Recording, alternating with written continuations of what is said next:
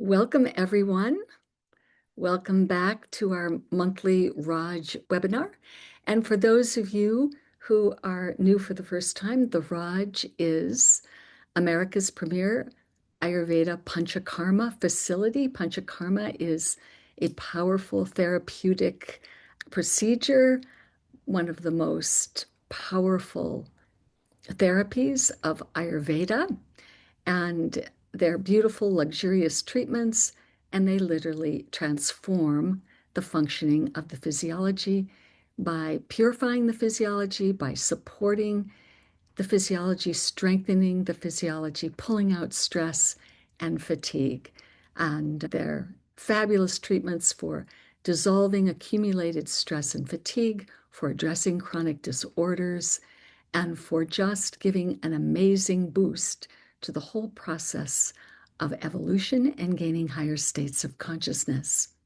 My name is Candace Badgett. My husband and I built the Raj.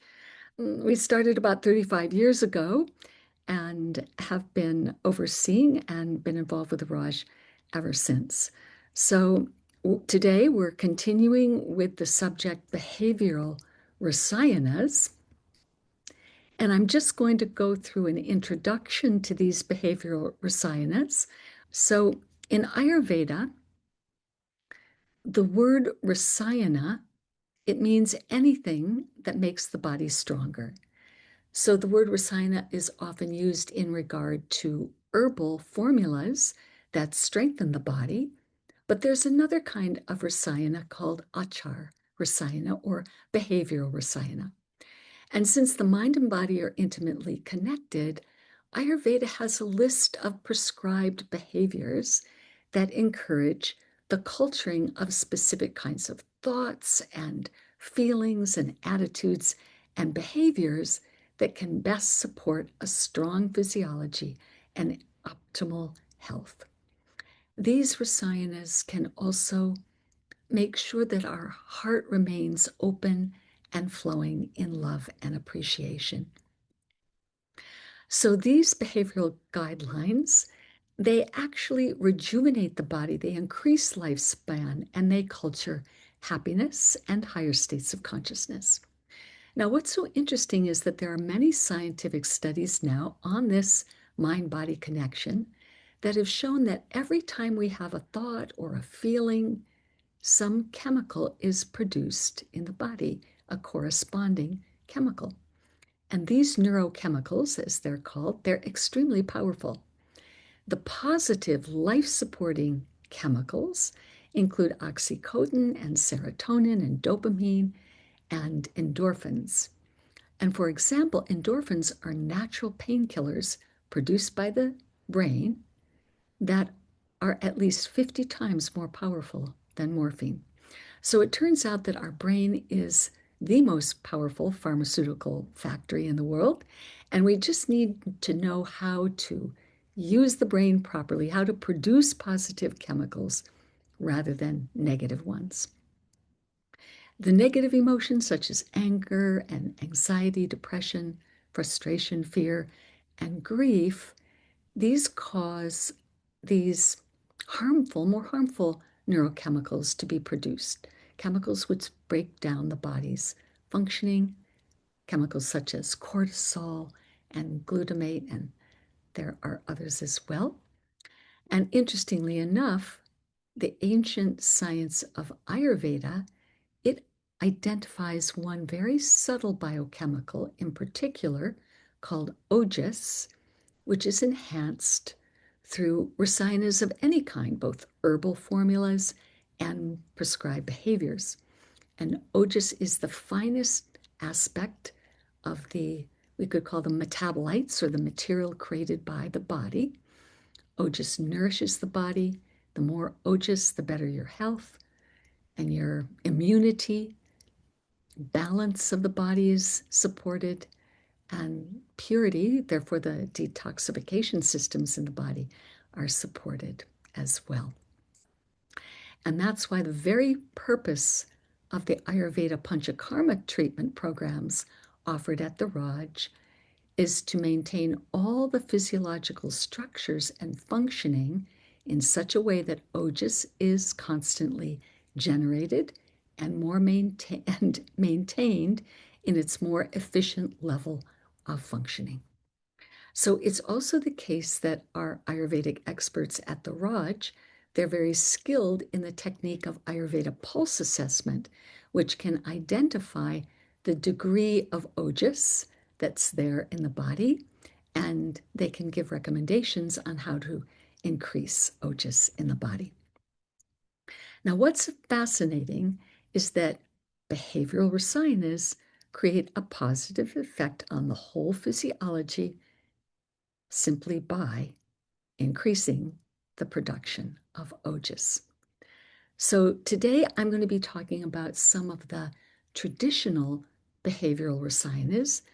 These particular behavioral rasayanas not only support the optimal functioning of the body, but they provide a powerful support for experiencing more appreciation in our lives and more joy and gratitude and acceptance.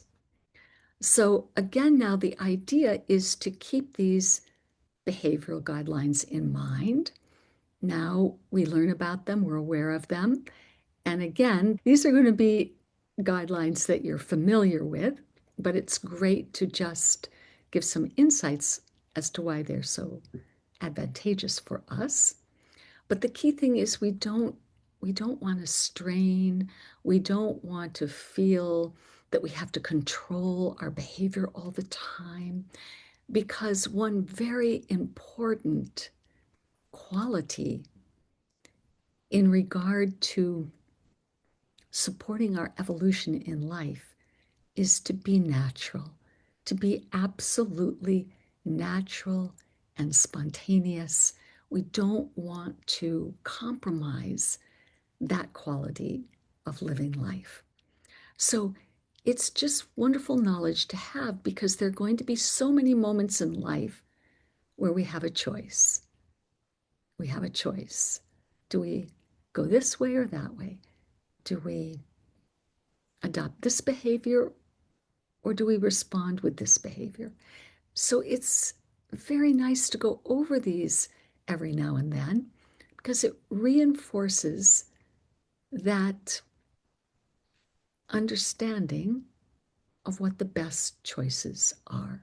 As a matter of fact, one of the very basic tenets of Ayurveda is you have a choice.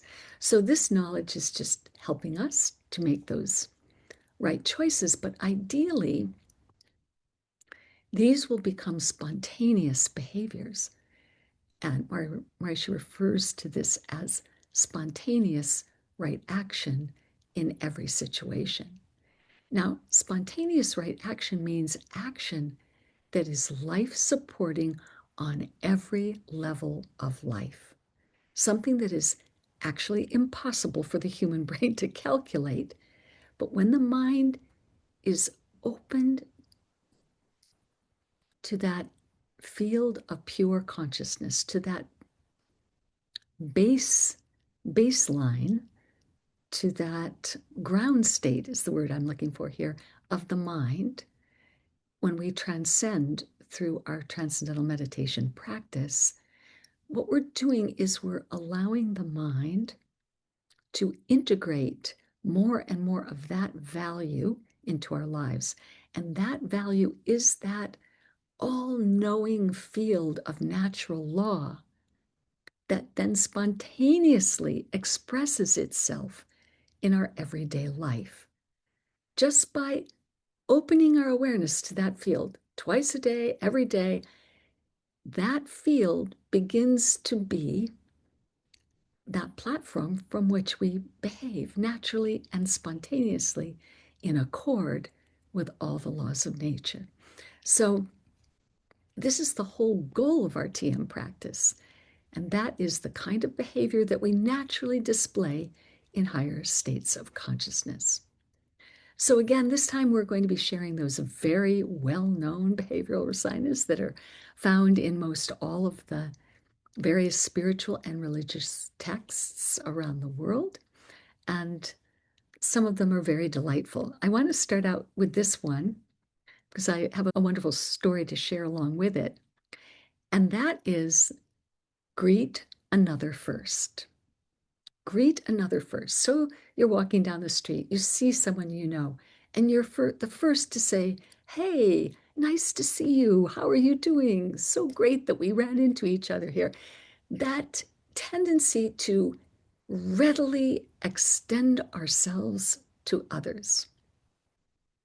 Now, the funny story is that sometimes I used to think when I would read this Behavioral Rasayana, what if you had two enlightened people coming down the street at the same time?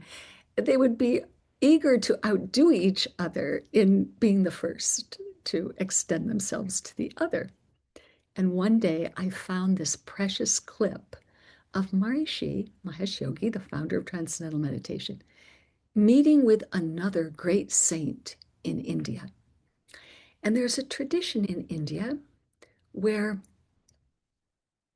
they take a small little ghee lamp and they light that lamp and they do what's called arti.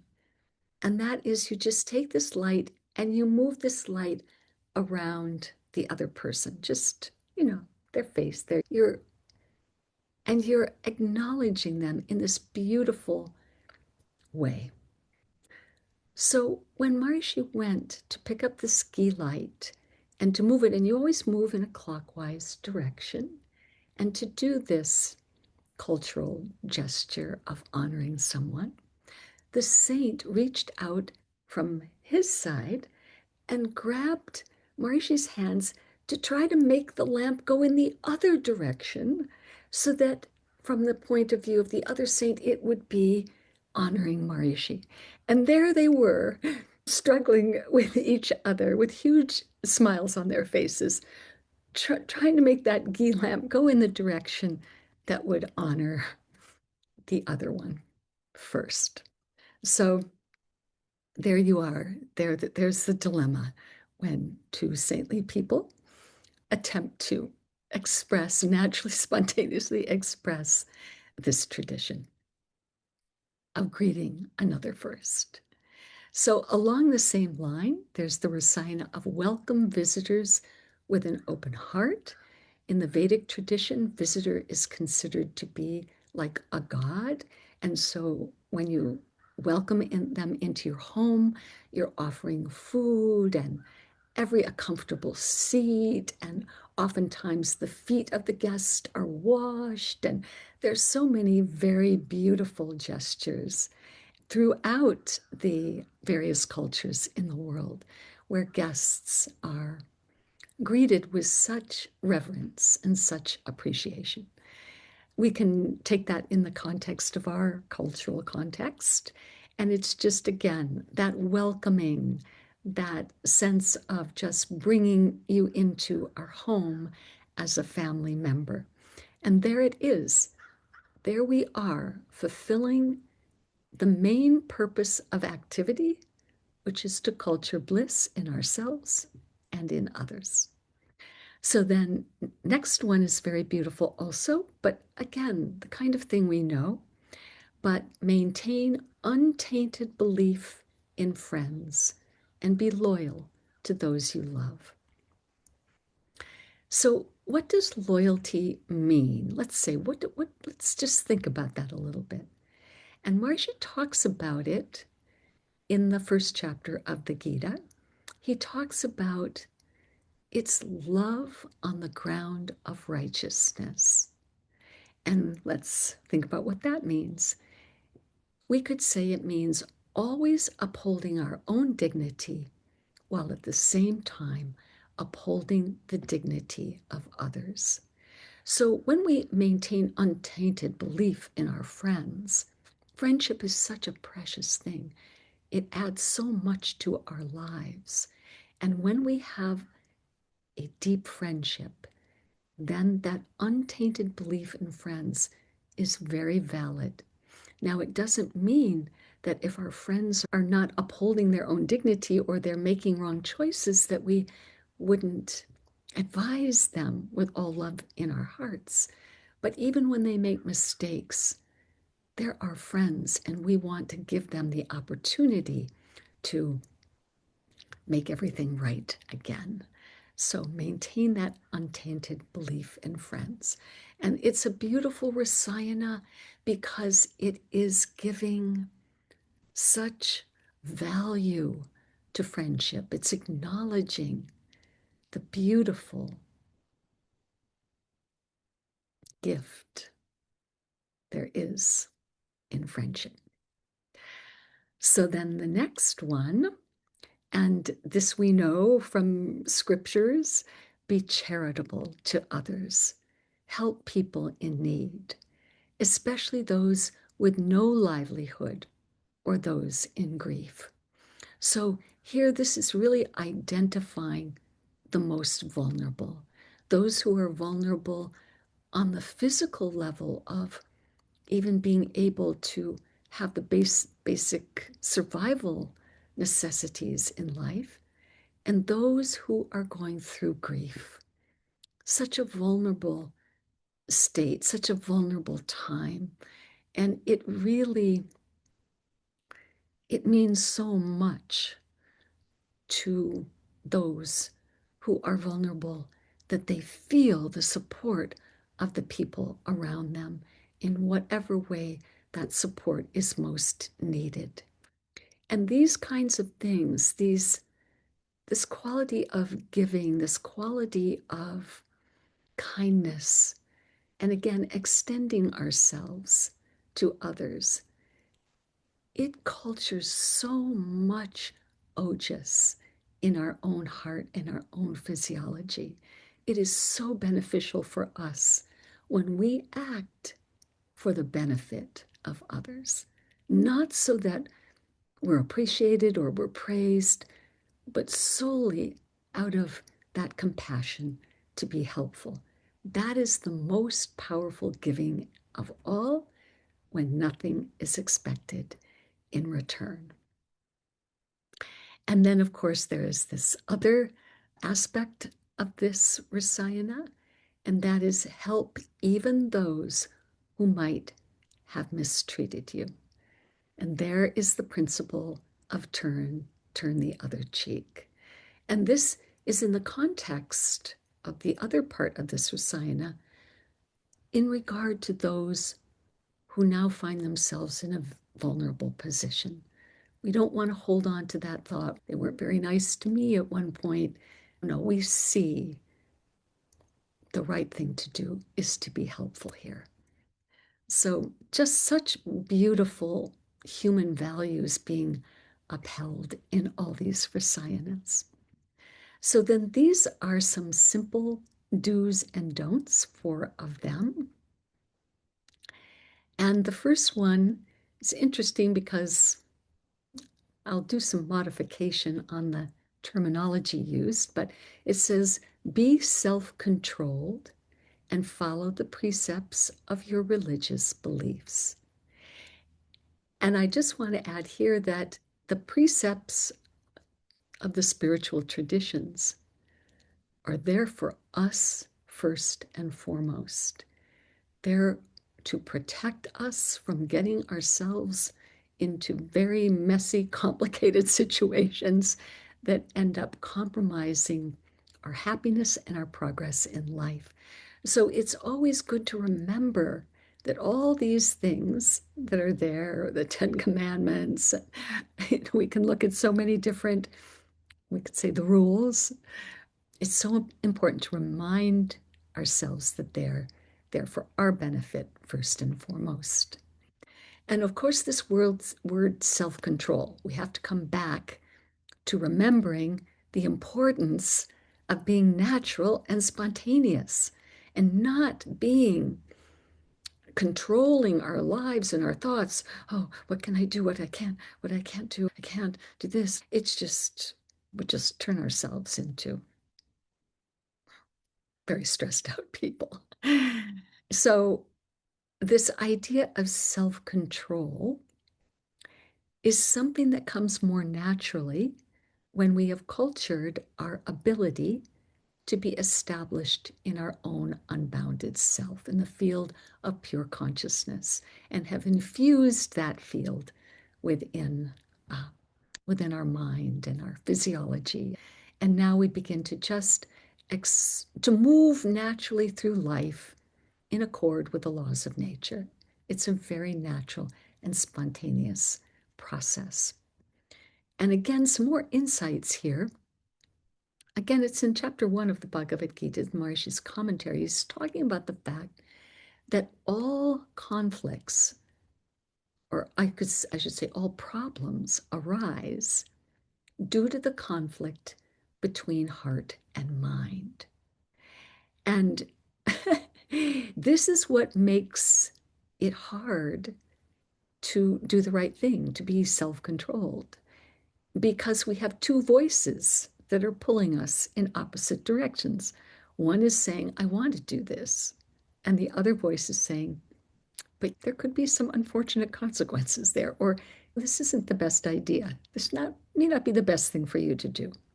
So the intellect is that discriminating factor that is guiding. The heart wants to be fulfilled, emotionally fulfilled. It wants to enjoy the joys of eating something that it's going to make me feel sick afterwards, but I want to eat it anyway. Whatever level we take it on, there's that desiring that's coming from the heart always, and the intellect that's trying to infuse some discernment there to help make the right decision. One of them will win out eventually, but in these kinds of cases where we're not quite sure what's the right thing to do, or our heart is pulling us a little bit harder than our mind, but we know we're not absolutely sure what we should be doing here, then this is a great piece of advice. When in doubt, postpone. When in doubt, postpone. So that takes away that kind of initial impetus to take an action, which we have a feeling might not be the best thing to do. And here it's a very interesting point to bring up here. And that is, again, appreciating why we do what we do in life. And a beautiful insight is that every single desire we have is for one thing only: more happiness, more happiness. And therefore, emotions like anger, they arise because something is obstructing our ability to fulfill a desire which we're attached to because we feel it will give us more happiness. So then, where does the self-control come in? The anger flares up, the response is there, something's obstructing what we want to fulfill or to do. So then we see self-control isn't always available to us, but this is where we can understand the importance of having a practice that allows us to transcend the thinking process, the field of desires, and to experience an underlying, abiding field of happiness. We begin to find that everything we're looking for outside for happiness actually exists within ourselves.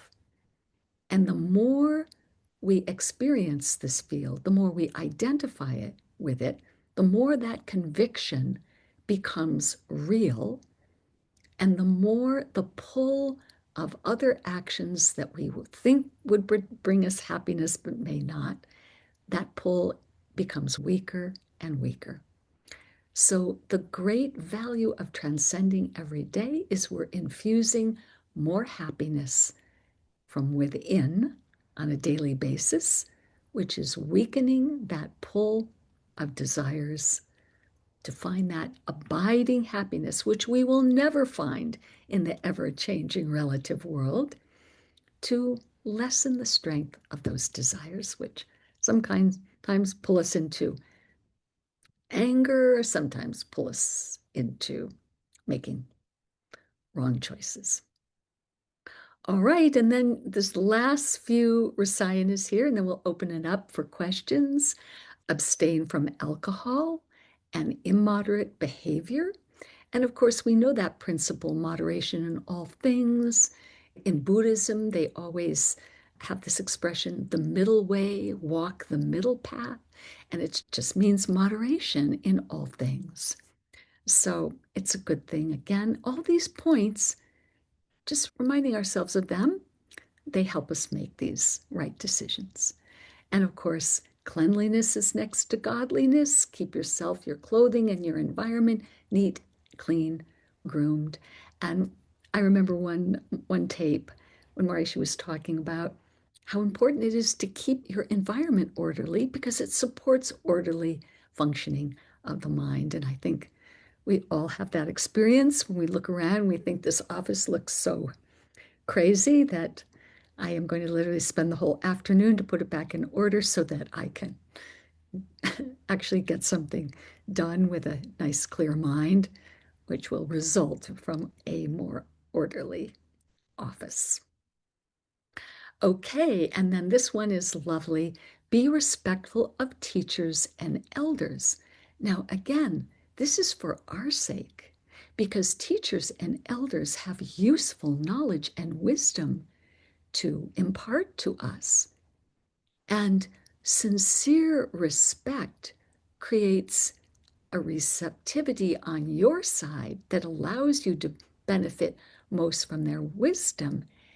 And that sincere respect, the elders feel it, and that inspires them to give that wisdom to us. So it's a beautiful Rasayana. They're all so beautiful. So don't lose balance through wealth. Now, this reminds us of that saying, absolute power corrupts absolutely.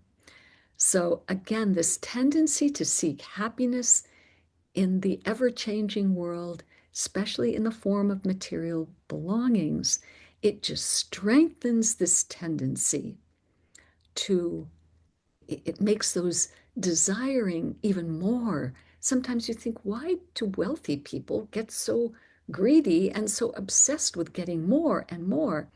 Because they're demanding from their outside possessions a happiness that those possessions will never give them. So they keep thinking if they get more and they get more, somehow, eventually, that source of happiness will be an abiding source of happiness, but it won't. So then we have these last points. Culture, a simple state of awareness, and simple, guileless behavior. So again, this is the principle of innocence. Just innocence, never projecting judgment on others and situations. Another expression we often use is just take it as it comes. Take it as it comes. Don't impose biases of, I don't want this, I don't want that, and this, I reject this, I reject that. What's happening, I reject this, I reject that. Just simple state of awareness, simple guileless behavior is what allows you to move through all situations to the most advantage. And again, these last three, when you have a choice, and we'll qualify these with when you have a choice, be free of anger, be nonviolent and calm, be loving and compassionate. And there's that beautiful quote I shared last month when Maharishi said, if you cultivate within yourself a natural state of kindness, compassion, love, and forgiveness, you will receive thousandfold reward from the surroundings. In order to make full use of the surroundings, it's necessary to develop these qualities within yourself to the fullest capacity. These are merely the potentialities that are within you. And what's being said here is that when you display these qualities that reflect a loving heart, then everything and everyone wants to support you. They want to be around you. They want to be in your company. They want to feel that loving nourishment that's coming from you, and they want to be helpful to you. And this is what Maharishi is referring to as making full use of our surroundings. It's so good to hear you, Candice.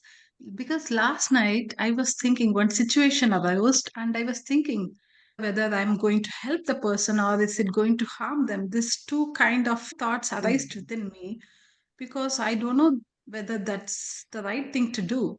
That's the thing. It doesn't mean I don't want to help them. I want to help them, but I don't know whether I'm going to really help them or is it going to be other way. And then today you talked about it, the inner voice that comes up, and I realized, okay, it's like you have to trust in the nature, and you have to, from whatever level you are thinking, you should think right for them, so that whatever you do, that's going to be turn out right for them. So it's going to be in my thought. It's not like what going to happen. Is it good, bad? Instead of that, I should wish them good. The right things should happen for them. And I will just ask for the nature's decision to take over through me, not by me. So these are the thoughts. It's really helpful, and all the points that you covered, it's very precious, and I really appreciate all the. I'm just going to make a list of this and try to keep looking at those whenever if I get any confusion. What situation? Wonderful. Thank you It's so much, Candice. You're so So nice. welcome. It's such a joy to share these beautiful points. And you're bringing up such a good point. There's that concept of tough love, where on one hand, especially with children, you want to give them what they want. And yet you're thinking, is this going to be the best thing for them? I think mothers in particular must go through this practically on a daily basis. And just that sense of, I don't want to spoil them. I want to make them feel that I'm here to fulfill anything that they need. And so it's a very interesting process. And we just feel our way through it. And I think nature also responds. So we see, oh, yes, maybe I don't indulge them in this way. But so we just learn as we go along. But I think what you're saying is so beautiful. And that is the intention in our heart is pure. We want the best for everyone. And that's everything. It's where is the motivation for our action coming from? Then we're safe. Thank you. Thank Beautiful. you. I live in a negative area. I am truly considering moving to a more positive environment. How much will this affect my physiology? I would say it's probably a very good inclination to move out of a negative environment. And I think it will have a huge impact on your physiology. Because when you're in a negative environment, you're a little bit in that fight or flight response because we're looking to protect ourselves.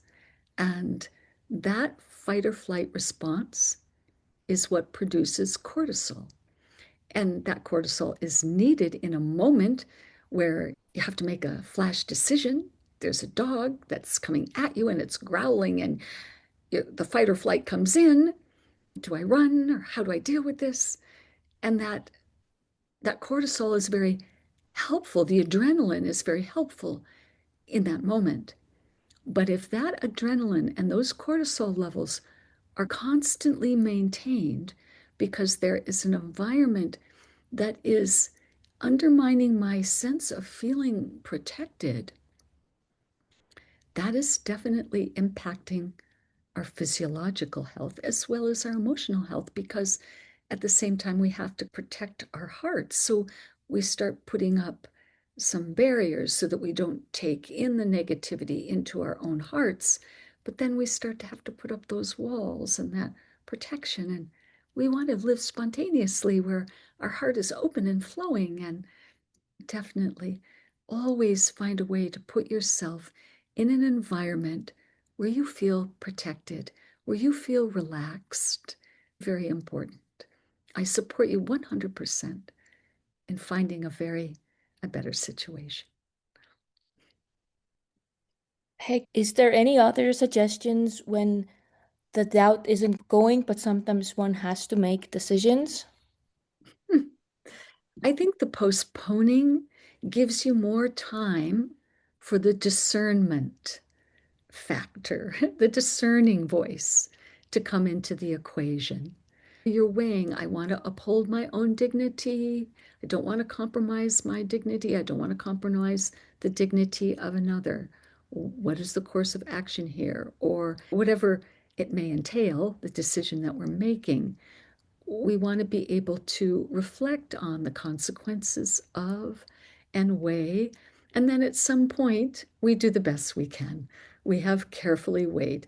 We do have to remember, though, that the heart is the strongest. So our desire is going to pull the hardest. So that's why you're balancing that out with, and also taking advice. There are always those people in our lives who we really trust. Sometimes it's our mother, sometimes it's our sister, sometimes it's our brother, whatever. There's always someone who could be a sounding board. And then we listen to what they're saying. We see, oh, that resonates, or they don't quite get it, and back to taking it on yourself. But those are the things. Those are the things you can do. Can you please share how the Raj supports these practices? What services can you highlight? This Panchakarma program is really a very interesting program. It's functioning on so many levels. It's a whole person, it's a very holistic approach to rebalancing the physiology and removing stress and fatigue. Now, every situation we encounter in life, good and bad, it makes an imprint on the physiology. So if we've had traumatic experiences, there's that imprint on the physiology that triggers our behavior, where we avoid certain things because they are connected to something unpleasant that happened. So, what these treatments are doing is they're releasing that stress. This is, of course, along with a meditation practice. So, it's the physical approach to gaining enlightenment. With transcendental meditation, we're releasing that stress by allowing the mind to settle down. And when the mind settles down, the whole metabolic functioning settles down, and brainwave functioning shifts into a different style of functioning. And all that allows for deep fatigue and stress to be released. But from the physical angle, mind and body are so intimately connected. We can approach everything from the physical level and from the mental level, and together, very powerful program for coming back to who we really are, coming back to who we are beyond the stress, the fatigue, the resulting damages in the physiology due to wrong lifestyle choices that we've made. All these things, the body is so intelligent. The healing intelligence of our body is just so supreme. We just need to give it a chance. So we remove the toxins in the body. We help release that stress. Many times people going through the treatments, they'll say, I was lying on the massage table having the Shirodar treatment, and for some reason I just was crying. And they say, I don't really know why. And it's just that emotional stress begins to be released. So at the same time, there's a balance that's being created in the body. There are things called doshas. They're the three fundamental principles that govern all the functioning and structure in the body. And those have specific seats in the body. Sometimes they move out of their seat, and then they're aggravating another one of the doshas, and that dosha becomes aggravated as well. These treatments realign the doshas, move them back into their proper seat. We're just jump starting through 5 days a week, 10 days with chronic disorders. Many people come and stay for 3 weeks. We just reset the whole physiology and then give you all the not only behavioral guidelines, but also in terms of behavior, but also in terms of lifestyle choices, which are very individualized. This is the other beautiful thing about Ayurveda. It is such personalized medicine. It is so personalized. So 3 people come in with diabetes. Those 3 people will not be given a program that is exactly the same. That program will be adjusted for the root cause of their symptoms and for their physiology and the tendencies of their physiology. So very personalized, very powerful, and together with transcendental meditation, Ayurveda is truly a gift. I was just able to speak at the Health and Human Services National Conference on Women's Health and was able to bring out some of these points in the context of a very mainstream medical conference. The heads of the various departments, CDC and FDA and all, were speaking. The head of the American Heart Association. I was on a panel discussion. And as I'm sitting there and speaking, I was thinking, this is almost miraculous that this kind of information and knowledge can be talked about in the context of such a established modern medicine platform when modern medicine and Ayurveda stand on 2 absolutely diametrically opposed paradigms, absolutely opposite paradigms. So, but there's some beautiful opportunities for integration, integrative medicine, and it's wonderful to be thinking about that. What are some ways to reduce reactivity? The key way to reduce reactivity is absolutely transcendental meditation, because what is being structured is an identification with a non-changing, abiding field of harmony, we could say. Now, ultimately, as we integrate this value into our life and more, we actually begin to identify with this aspect of ourselves. We're not so much identified with our own thoughts and feelings and the emotional roller coaster rides that life often inspires. Now we're literally becoming established and identifying with this aspect of ourself. And when we are identified with this non-changing aspect of ourself, we are as if witnessing, a witness to all the ever-changing events in the world around us. Now, even before this becomes an established reality, we're beginning to infuse this value into our life. And what it does is it gives us more and more objectivity in regard to the activity going on around us. And so we're not overshadowed or dragged into the drama on the surface of life. We have a little bit of distance on it, a little bit of objectivity, which means less and less reactivity. There's a little bit of time there. This objectiveness, this value of kind of witnessing that's just becoming more evident little by little in our lives, gives us that little bit of time to make a choice in how we respond. And that's all we need. We need that moment where we can make the right choice. I find the last guideline not to be true in my life. I would like to be in proximity with better people. Okay, here is another beautiful Rasayana. We may have mentioned it last time, and that is keep the company of the wise. So yes, this is what you're saying, and this is what the other person was also asking about, that they are in a negative area and they would like to move to someplace more positive.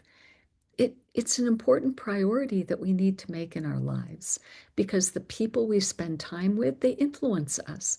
So we want to be with other people who are also making that growth to higher states of consciousness, that process of unfolding our full potential as human beings, that we're making that a priority. We realize this is the whole purpose that we're here on earth, and you want to find other people who appreciate. Let's not go out and get drunk. Let's not stay up watching Netflix until 3 in the morning. Let's not, so on and so forth. So I think that is important. I think you're recognizing that it is, and it's a beautiful recognition. And now you just have to think, how can you start moving in certain directions? And I always think about, well, go to the TM center in your area and learn TM, and then meet other people who are also on the path to higher states of consciousness, or find other groups of people like that, where you just participate in a program where that program is all about becoming the best person you can be, living according to higher standards of higher moral and ethical standards, these kinds of things. But just absolutely, you've got an inclination, a feeling there, and just follow that feeling and see what you can structure in changing your life in the direction you want it to go. The universe will support you. Did I hear it correctly that you were discussing the wisdom from Bhagavad Gita? Yes, Maharishi has a beautiful commentary on the first 6 chapters of the Bhagavad Gita. It's a very unique commentary. It's just no other commentary where it's just bringing out all these kinds of points, why we make choices in this way and that way, why we need to transcend the thinking process. It's very essential because that experience of transcending the thinking process, it has its own very unique metabolic signature and brain wave style of functioning, which qualifies it as a fourth state of consciousness. And therefore, when you realize there's waking, dreaming, and sleeping, there is also transcendental consciousness. And in the same way, if we never slept, we would not be able to develop our potential. If we never were able to dream, we would not be able. All these styles of functioning are necessary for the unfolding of the full potential of a human being.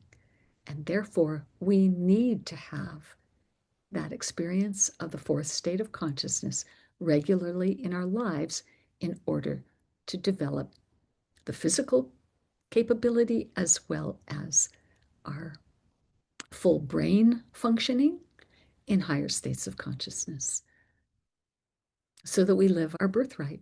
We are born with this potential.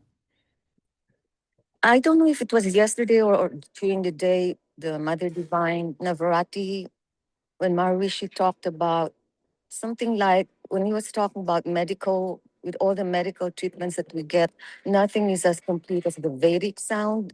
What is that? And can we get it? Yes, it was yesterday. Oh, And yeah. yes, in other words, one of Marshy's amazing insights, and Dr. Nader, PhD, MD, PhD out of MIT, Maharshi asked him to take this insight and to develop it fully. And that is the sounds of Rig Veda, which is the major text of the Vedic tradition of knowledge, that 6,000 year old texts, that the recitations are actually the reverberations, specific reverberations of that field of pure intelligence that ends up being the blueprint of the human physiology. Wow. And therefore, one can listen to those Vedic recitations and literally reset the human physiology to function in a more optimal way. And therefore, it has an amazing impact on healing the physiology, or we could even say enlivening the healing intelligence of the physiology. So that's what that was all about. And there is an app called Maharishi Ayurveda app that you can get that has all the various recitations. And Oh, yeah, I have that. Yeah. it's all there. And so you just utilize that. It says recitations for the day. There's the Rig Veda recitations are there, all kinds of recitations. Oh, so the Vedic recitation and Vedic sounds are the same. Yes, they are. Oh, okay. Thank you. Very Thank you. well. Jai Gurudev. Yes. Could we say that negative emotions, anger, fear, hate, doubt, etc., actually create toxicity in the human physiology? Yes, we could say that they do. And that's why it's better to avoid it. But the problem is sometimes we just can't avoid it. In other words, of course, negativity is going to come up. We discussed that point last month, but we just don't want to dwell on it. That's it. The moment we have a choice, in other words, that means the mind, the emotions aren't gripped by the feeling. When the mind and emotions are gripped by a feeling, there's nothing we can do about it. It's not until that emotion subsides a bit. Now our mind isn't gripped by it anymore. And now, of course, discernment jumps in, and it's here I am grinding over that situation again. And then, of course, we remember it's not helpful. It's not helpful. Have to move my attention to something more constructive. But negative emotions, they're also a byproduct of stress being released. And when negative stress is being released, that's when our mind gets gripped by it. And in a way, as soon as we have a choice and we can move out of that style of thinking or feeling, that's a great thing to do. But we never feel badly that it came up because we can also feel, well, I think maybe I just let go of a big stress. So it's a very interesting process, evolution, the whole process of evolution and the healing intelligence of the body and the brilliance of the whole human mind and physiology. It's extraordinary. So everything is moving in the right direction. We can just fertilize that process of evolution by being alert and making the right choices whenever we have that opportunity. No guilt, no strain, no mood making. Oh, I'm always going to be happy. I'm always going to be smiling. I walk around with a smile plastered on my face all the time. No, we have to be natural. We have to be spontaneous. We have to be who we are. But so fortunate when we have the knowledge of the right decisions to make. And they're there in all the spiritual texts. They're there in what our mothers told us. And they're there in the behavioral rasayanas of Ayurveda. How do pharmaceutical medications affect our health balance, say, after a surgery? Also, can you speak about the effects of taking pharmaceuticals long term and how to counteract those effects? Yes. So, first and foremost, there are times when we need them. There are times when that is absolutely the way to go.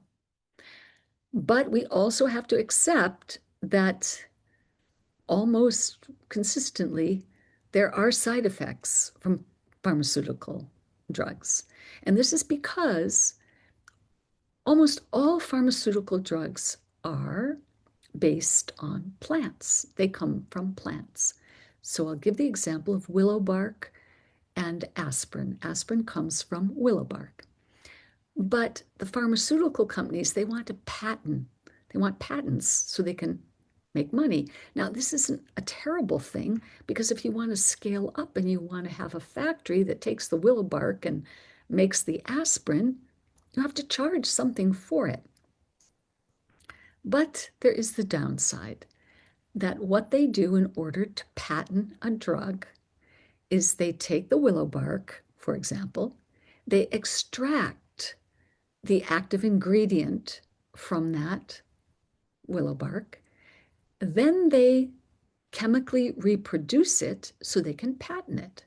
And then they just don't have to, go around collecting willow bark.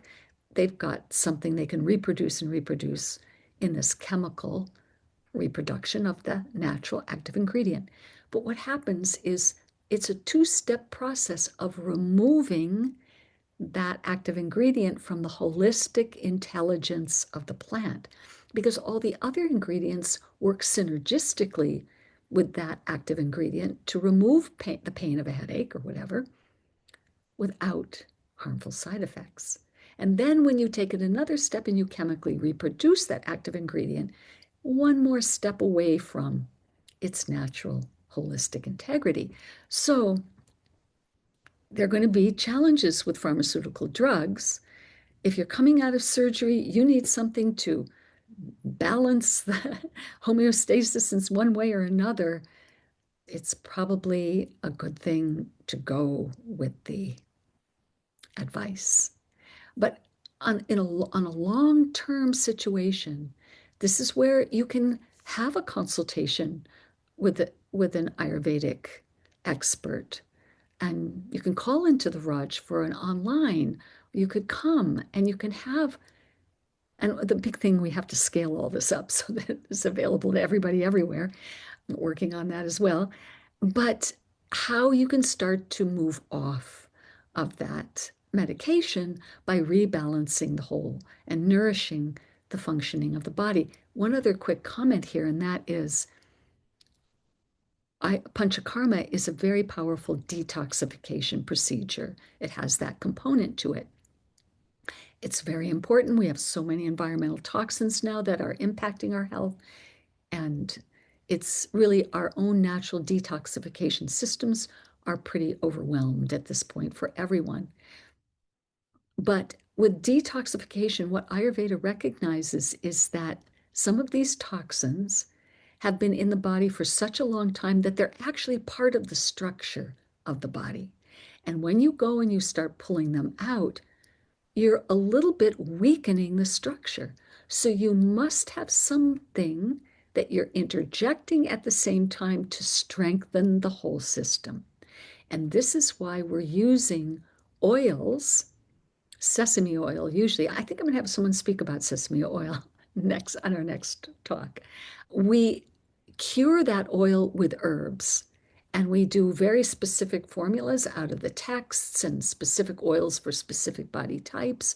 And those herbs are penetrating the tissue beds and they're providing that strengthening influence as we detoxify. So the brilliance of the 6,000-year-old system and the amazing fact that it can deal with modern day problems like the forever chemicals that are ubiquitous in our environment forever, because the body, the half-lives are so long that they remain in the body for a very long time. So the fact that this ancient system is so comprehensive and so natural and without harmful side effects, it's a miraculous thing. So it's really our joy to share as much knowledge as we can every month so that everyone comes to understand what a brilliant system of medicine Ayurveda is. Which behavioral rasayana do you personally find most transformative in cultivating higher states of consciousness? Practicing transcendental meditation. I have to say it. Absolutely practicing transcendental meditation. And then it's so interesting because they're all so valid. All these points are so valid. And you don't have to have a favorite one because they'll each come to mind in the appropriate situation. The one that's appropriate in a given situation you're in. Once you know them, once you're familiar with them, once the mind isn't gripped by a reactive feeling, they'll just be there for you. And they're all precious. They're all precious. So thank you all very much. And as we always say, Jai Gurudev, because in the Vedic tradition, every single teacher would say, all gratitude to my teacher. And that's what Jai Gurudev means.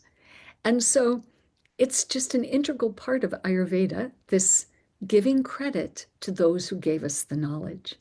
And so it's a joy to say it because personally, I would know nothing to share with anyone.